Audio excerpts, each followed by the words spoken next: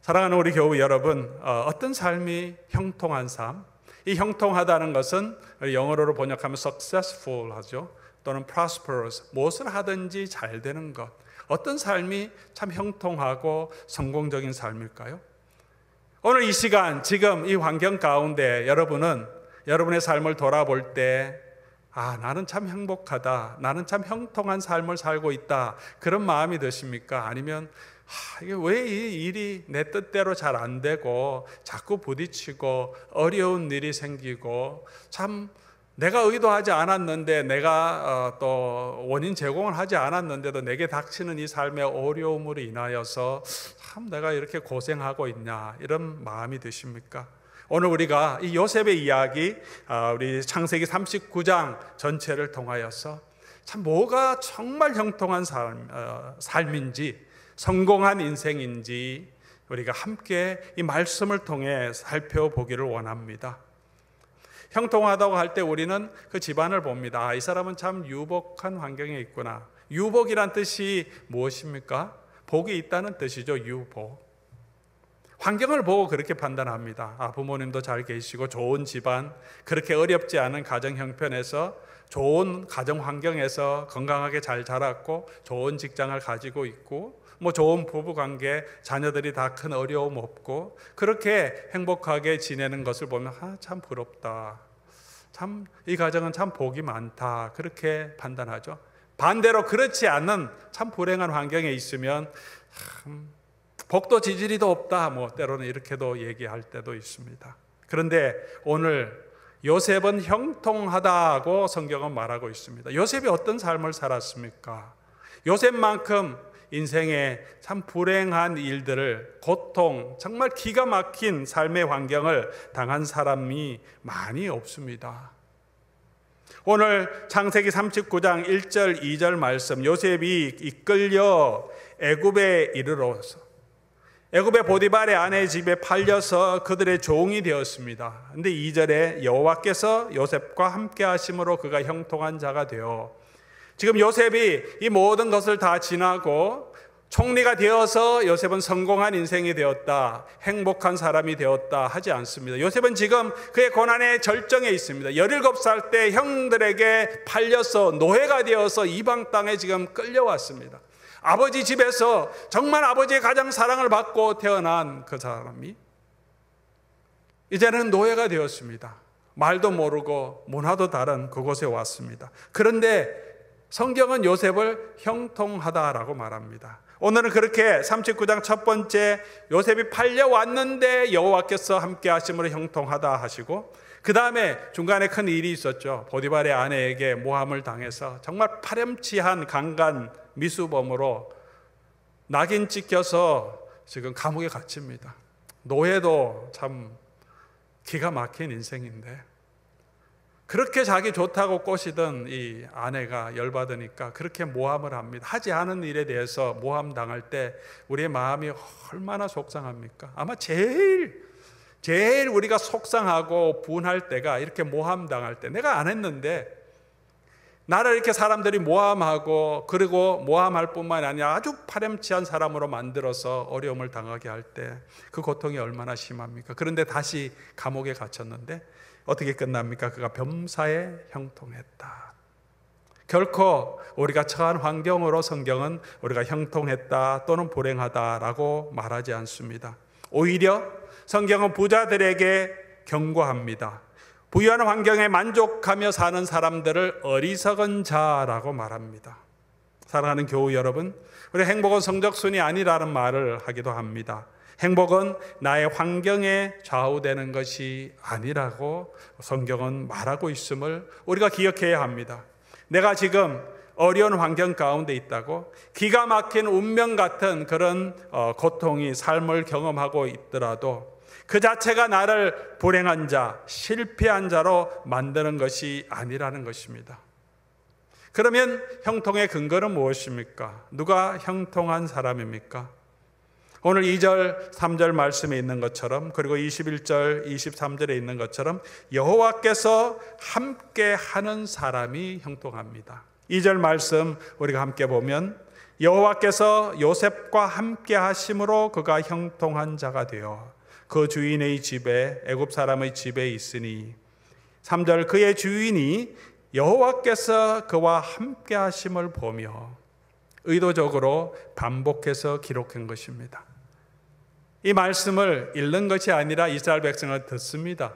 들을 때 반복해서 하는 말이 귀에 들어오게 되죠. 중요한 것은 반복해서 말합니다. 요셉은 형통했다. 그 환경 가운데서는 정말 기가 막힌 삶의 환경에 있는데 형통했다. 왜 형통했느냐? 여호와께서 함께 하심으로. 21절, 23절 이 마지막에 가서 동일한 이야기를 다시 반복합니다. 여호와께서 요셉과 함께 하심으로 21절 그에게 인자를 더하사 간수장에게 은혜 받게 하십니다. 잘해서가 아니라 여호와께서 요셉과 함께 하시고 인자를 더해 주시고 그 환경을 열어주시고 간수장의 마음도 요셉을 향해 열리게 하시고, 물론 요셉도 성실하게 일했지만 그래서 간수장에게 은혜 받게 하시고, 23절 여호와께서 요셉과 함께 하심이라 여호와께서 그를 범사에 형통하게 하셨더라. 우리가 잘 아는 미국의 아주 유명한 대통령, 존경받는 아브라함 링컨의 일화가 있습니다. 이 믿음의 사람에 대한 여러 가지 일화가 있지만 가장 유명한 것이 남북전쟁 당시에 가장 중요한 승패를 가르는 전쟁을 앞두고 고민하고 있다가 여러 가지 작전 회의를 하고 있다가 이제 모든 사람들이 자, 우리가 전쟁에 승리하기 위해서 우리 함께 기도하면 좋겠습니다. 그렇게 기도를 제안할 때 링컨 대통령이 말합니다. 하나님께서 우리와 함께해서 전쟁에 승리하기를 기도하기보다 우리가 하나님 편에 설 수 있기를 우리가 기도합시다. 얼마나 큰 믿음의 사람입니까? 그냥 이기는 것이 중요한 것이 아니라 우리가 정의의 편, 하나님의 말씀의 편, 진리의 편에 서서 그렇게 설 수 있도록, 그 안에서 승리할 수 있도록 기도를 요청했다고 합니다. 우리가 하나님 편에 서야 합니다. 하나님 편에 서는 사람은 얼마나 귀한 신앙인지 모릅니다. 오늘 이 시대에 필요한 사람입니다. 그런데 그 이전에 성경은 하나님이 먼저 그 백성과 함께해 주시겠다는 약속으로 시작하는 것입니다. 이것이 은혜입니다. 하나님의 언약의 가장 기초입니다. 하나님께서 아브라함을 선택하셨습니다. 이방 땅에 있는 아브라함을 선택하시면서 그에게 복을 주시면서 하나님께서 뭐라고 약속해 주십니까? 창세기 12장 3절에 나오는 내용이죠. 너를 축복하는 자에게 내가 복을 주고 너를 저주하는 자에게 내가 저주하리니 땅의 모든 족속이 너를 통해서 복을 얻을 것이라. 나는 너의 하나님이 되고 너는 내 백성이 되겠다. 내가 내 편이 되어주겠다. 하나님이 선언하신 내용입니다. 너를 저주해? 그럼 내가 그 사람의 적이 되겠다. 너를 축복해? 그럼 내가 그 사람을 축복해 주겠다. 실제로 그런 일이 있었죠. 아브라함이 그 땅에 가뭄이 들자 애굽으로 내려갔으며 잘한 일이 정말 아닙니다. 그 땅에 머물렀어야 하는데 그러지 않고 내려갑니다. 내려간 것뿐만 아니라 자기 아내를 자기 누이라고 속였다가 아름다움을 보고 바로가 취해갑니다. 하나님이 아브라함에게 책망하지 않으시고 뭐라고 하십니까? 바로를 책망하십니다. 아브라함이 잘한 건 하나도 없는데 하나님은 아브라함의 편에 서주십니다. 왜? 하나님이 그 아브라함을 은혜로 선택해 주셨기 때문에 내가 너와 함께 하겠고 내 편이 되어 주시겠다고 하셔서 좀 잘못한 것이 있어도 하나님은 아브라함의 편에 서서 그를 보호해 주시고 그의 아내를 지켜주십니다. 사랑하는 성도 여러분, 하나님이 내 편이 되어 주시는 그런 사람이 내가 하나님 편에 서는 사람보다 더 존귀한 사람, 더 무서운 사람, 두려운 사람이 아닙니까? 하나님이 우리 편이 되어주신 그것이 축복의 근거라고 말합니다. 그럴 때 형통하다고 말하고 있습니다. 사랑하는 교우 여러분, 오늘 여러분의 처한 형편을 보고 낙심하지 말으셨으면 좋겠습니다. 나는 복이 지지리도 없는 자라고 말씀하지 않았으면 좋겠습니다. 아니면 내가 가진 것으로, 내가 처한 유복한 환경으로 나는 저 사람보다 복이 많아, 하나님 감사합니다, 그런 이야기가 아니라 내게 내 삶에 하나님이 함께 하시는가, 그것으로 내 축복의 근거를 삼고 내가 어떤 환경에 있더라도 지금 나와 함께 하나님이 하시다면 그 환경 가운데서도 하나님은 나를 형통하게 하시고, 그 어려운 환경 가운데서 하나님이 나의 길을 인도하시고 지켜주셔서 형통함이 드러나게 하나님이 붙들어 사용해 주실 거라는 그 믿음 안에 걸어갈 수 있기를 바랍니다. 그것이 하나님의 마음입니다. 그것이 우리와 함께 하시는 하나님이십니다. 하나님은 오히려 유복한 사람, 그런 환경에 있는 부유한 사람보다 고통 중에 있는 자들을 향하여 하나님은 더 그의 마음이 향하신다고, 가난한 자들을 향하여, 고통 중에 있는 자들을 향하여 하나님은 더 그들과 함께 하시며 위로하시며 그들의 하나님이 되어주신다고 약속해 주셨습니다. 그 하나님이 지금도 저와 여러분을 그리스도 예수 안에 불러주시고 하나님의 축복된 자녀로 삼아주셨습니다. 그 하나님이 세상 끝날까지 예수 그리스도와 함께 우리와 영원토록 함께 계시겠다고 약속해 주셨습니다. 어느 곳에 있든지 저와 여러분은 결코 그 환경 때문에 불행한 자가 아니라 하나님이 함께 하시는 그런 형통한 축복을 누릴 수 있는 그런 하나님의 백성들 될 수 있기를 바랍니다. 세 번째 우리가 생각해 볼 것은 여호와께서 함께 하실 때는 삶의 증거로 나타나는 사람이 되어야 한다는 것입니다. 여호와께서 함께 하신 그 사람이 형통하게 되었다, 그렇게 말하는데, 여호와께서 나와 함께 하신다는 것이 이 요셉의 삶을 통해서 증거로 나타났다는 것을 우리에게 말씀해 줍니다. 3절 우리 다시 한번 보겠습니다. 3절 우리 같이 한번 읽어보겠습니다. 3절 말씀, 39장 3절. 그의 주인이 여호와께서 그와 함께 하심을 보며 또 여호와께서 그의 범사에 형통하게 하심을 보았더라. 또 두 번 기록하죠. 주인이 보디발이 여호와께서 요셉과 함께 하심을 보았습니다. 첫 번째는 여호와께서 요셉과 함께 하심으로 요셉이 형통했다, 그렇게 기록했는데 일반적인 표현입니다. 그러면 여호와께서 요셉과 함께 하심이 어떻게 증거되느냐? 우리는 우리의 삶 가운데서 여호와께서 함께 하심으로 형통한 자로 사는 사람은 어떤 삶의 모습이 나타나야 하는가요? 우리의 삶에서 여호와께서 함께 하심이 드러나서 나의 주장이 아니라 증거로 나타나야 한다는 것입니다. 하나님은 나와 함께 하셔, 그렇다고 하나님이 함께하는 사람으로 형통한 사람이 아니라 다른 사람들이 볼 때 저 사람하고 하나님이 함께 하시는구나 하는 것을 보게 하는 사람, 삶의 증거로 나타나는 사람이 정말 행복한 사람이에요. 돈 많이 가진 거 아니고, 건강하다고 행복한 것이 아니고, 저 사람의 삶을 보니까 정말 그 안에 하나님이 계시네, 그 하나님이 계심을 증거하는 사람, 복의 근원이 되는 사람 아닙니까? 하나님이 아브라함을 선택하시고 이 백성을 선택하신 목적을 이루는 사람입니다. 어떻게 우리의 삶에 하나님이 함께 하심이 증거로 드러날 수 있습니까? 그렇게 하기 위해 우리는 어떤 삶을 살아야 합니까? 오늘 이것을 여러분과 함께 나누기를 원합니다. 이 5가지 원리, 요셉의 삶의 원리를 붙들고 우리도 우리 어떤 삶 가운데서도 정말 하나님이 함께 하시는 삶의 증거를 가진 자로 오늘 이 시대에 설 수 있기를 바랍니다. 첫 번째, 하나님이 함께하는 그 삶의 증거는 어떻게 나타나냐? 처음에는 하나님이 주신 꿈을 가지고 살아야 합니다. 요셉의 별명이 무엇입니까? 꿈꾸는 자였습니다. 그는 꿈을 꾸고 꿈을 이야기하는 자였습니다. 꿈을 많이 이야기하고 형들이 구박함에도 불구하고 이야기했던 것은 왜 기록해 주었을까요? 요셉은 이 꿈을 놓지 않고 살았음을 우리에게 말씀해 줍니다. 꿈을 꾸고 감추지 않고 그 꿈을 드러내며 살았습니다. 요셉의 꿈이 무엇입니까? 창세기 37장 4절, 요셉이 언제 이 꿈을 꾸었습니까?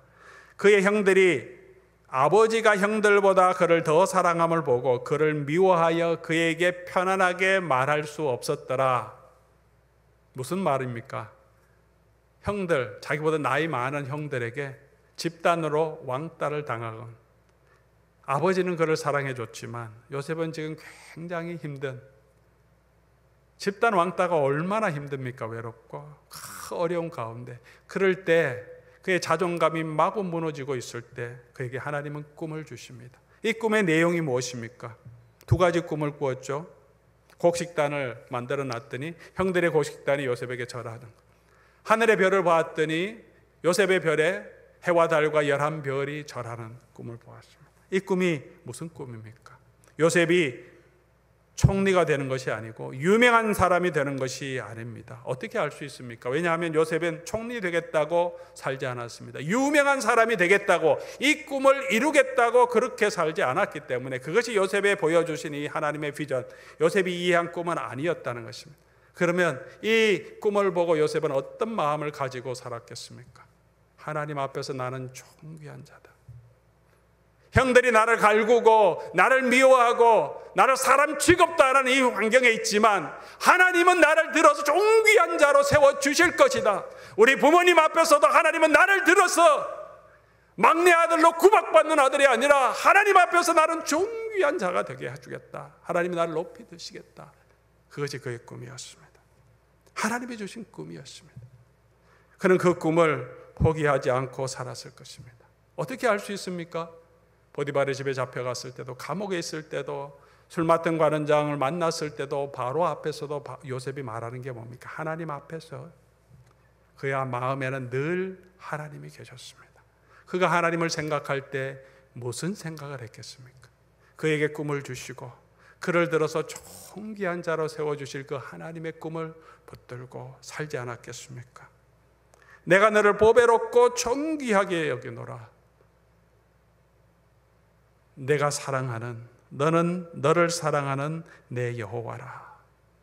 오늘 예수 그리스도 안에서 저와 여러분 하나님 불러주시고 그리스도 안에서 존귀한 자로, 하나님의 나라의 백성으로, 하나님의 자녀로, 예수 그리스도의 거룩한 신부로, 그리스도의 몸의 지체로, 성령이 거하는 성령의 정으로 하늘나라를 상속하여 예수 그리스도의 우편에 앉아 모든 나라 민족을 다스릴 수 있는 권세를 주신 하나님의 거룩한 자로 저와 여러분을 불러주셨습니다.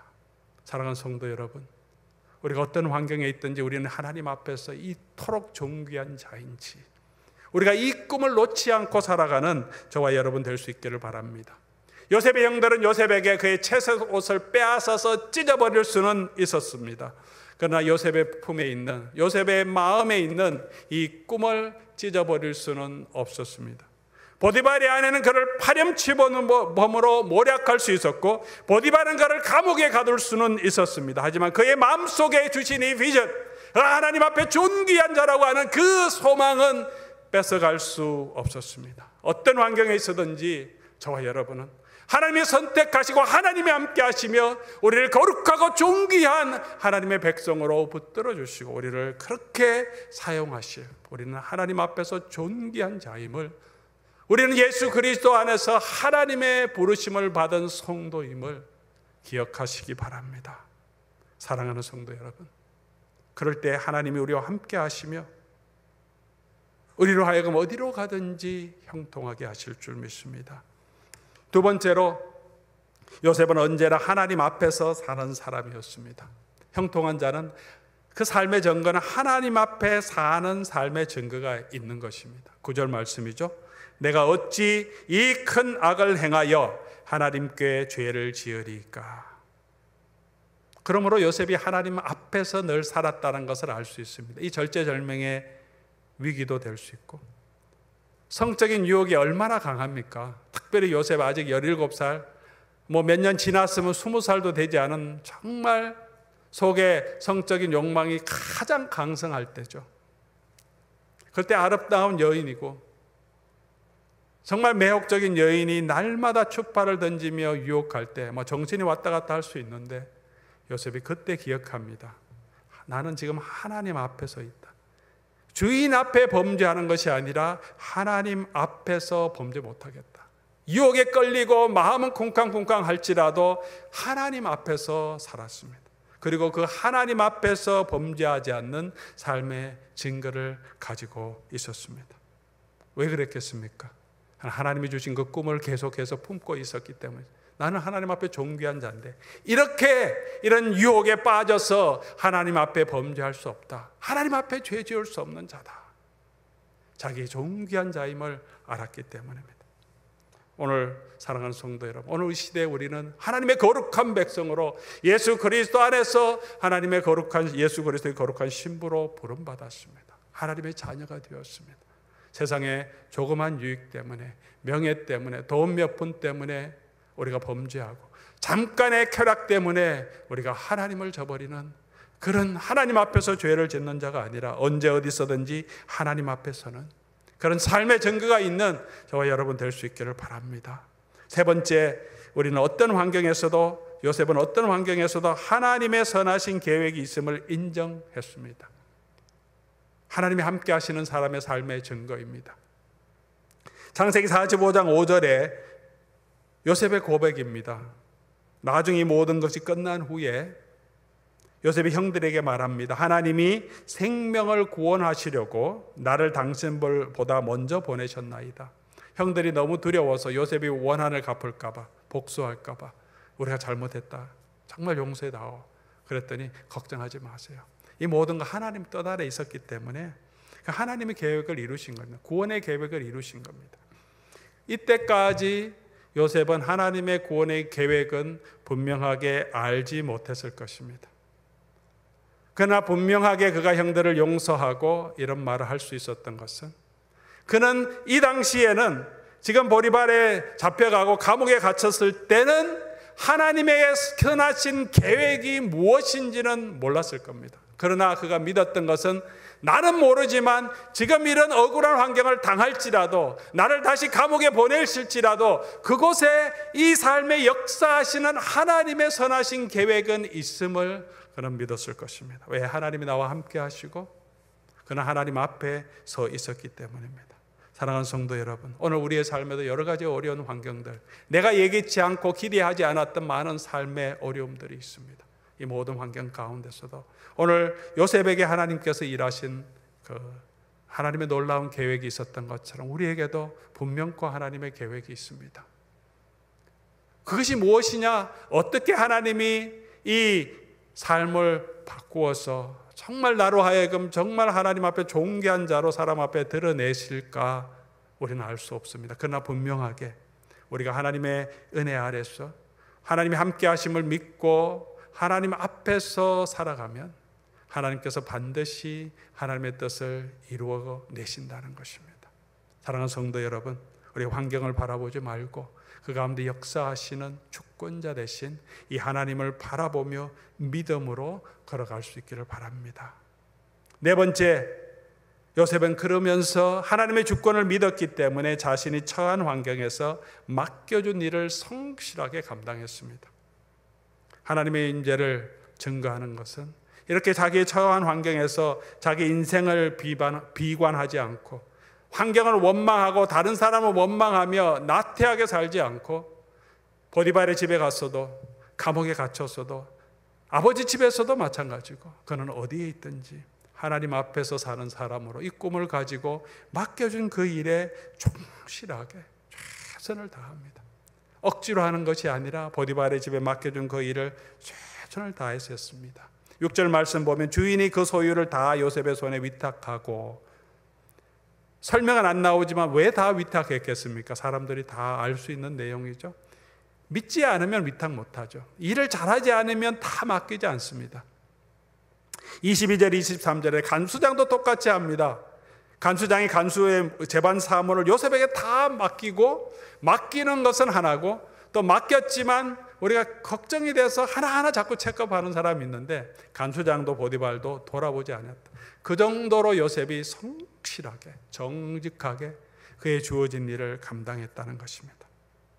하나님이 함께 하심을 믿는 사람은 언제나 자기의 삶에 긍정적입니다. 왜냐하면 이 삶의 환경 가운데 오늘 나의 직장을 주시고 이 환경을 주신 것 안에도 하나님의 뜻이 있기 때문에 그 하나님의 뜻을 바라보면서 내게 주신 환경에서 하나님 앞에서 성실하게 그 일을 감당하기 때문입니다. 사랑하는 성도 여러분, 우리는 오늘 지금 우리가 처한 환경에서 내가 하는 이 일을 통해서 내가 만나는 사람들에게 우리는 우리가 맡겨진 이 모든 일에 성실하게 하나님의 일을 감당하고 있습니까?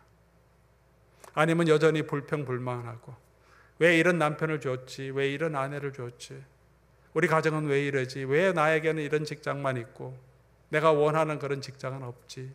불평하고 원망하고만 살고 계십니까? 내 삶에 역사하시는 그 하나님을 바라보고 우리에게 주신 그 환경 가운데서 우리가 성실하게 하나님 앞에서 성실하게 정직하게 최선을 다하면 하나님이 그 모든 과정을 사용하셔서 반드시 선하게 하나님께서 이루어 주신다고 약속해 주신 것을 우리에게 보여주고 있는 것입니다. 그런 하나님의 축복을 누리는 저와 여러분 될 수 있기를 바랍니다. 그렇게 할 때 이 하나님이 함께하는 사람은 주변 사람들의 축복의 통로가 됩니다. 5절 그리고 23절 말씀이 특별히 5절 말씀, 요셉 때문에 보디발의 집의 모든 소유에 하나님의 복을 내려주시면, 요셉이 이 감옥에 들어가므로 이 간수장이 일을 많이 맡기기 때문에 엄청난 그 일을 들었고 아마 많은 축복과 은혜를 받았을 것입니다. 애굽 사람의 집에 복을 내리심에 요셉이 가는 곳에서 그는 축복의 통로가 되었습니다. 사랑하는 성도 여러분, 우리가 축복의 통로가 되기 위해서는 우리가 존귀한 자임을 알고 하나님 앞에서, 사람 앞에서 교만한 것이 아니라 하나님 앞에서 우리가 존귀함을 알고 우리의 삶에 하나님의 계획하심이 있음을 믿고 우리의 삶에서 하나님 앞에서 죄짓지 않기 위해서, 그리고 맡은 그 부분에서 내게 맡겨주신 지금 그 일에 최선을 다해서 충성하면 하나님이 저와 여러분을 통해서 축복의 통로가 되게 하십니다. 주변 사람들이 복을 받게 하십니다. 나로 인하여 짜증내는 것이 아니라, 나로 인하여 열받는 것이 아니라, 이 사람이 있으니까 너무 좋다, 이 사람 우리 직장에 있으니까 너무 기쁘다, 이 사람이 나를 도와주니까 난 너무 행복하다, 우리 가정에 당신이 있으니까 너무 좋다, 우리 교회에 당신이 있으니까, 집사님 장로님이 있으니까 저가 너무 위로가 되고 너무 힘이 됩니다. 나로 인하여 우리 주변 사람에게 복의 통로가 되는 것, 하나님이 약속한 축복이 아닙니까? 너로 인하여 내가 내 편이 되어줄 텐데 너가 복의 근원이 될 거다. 그 약속이 이 요셉의 삶에 이루어지는 것을 우리에게 보여주고 있습니다. 어떤 사람이 형통한 사람입니까? 나로 인하여 주변 사람이 복받는 사람, 나로 인하여서 주변 사람이 위로를 얻고 힘을 얻고, 나로 인하여 내가 하는 그 모든 일이 참 잘 되고 더 성공적으로 되게 최선을 다해 성실하게 일하는 그런 사람들, 어떤 환경에 있든지 사람들에게 인정을 받으며 그 사람이 하는 모든 것에 하나님께서 함께 하심을 증거함으로 하나님의 형통하게 하는 그런 축복을 누리게 될 줄 믿습니다. 우리의 환경을 바라보고 때로 낙심하고 좌절하지만 그것에서 머물지 말고 우리와 함께 하시는 하나님을 바라보고 걸어가는 저와 여러분 될 수 있기를 바랍니다. 생명의 말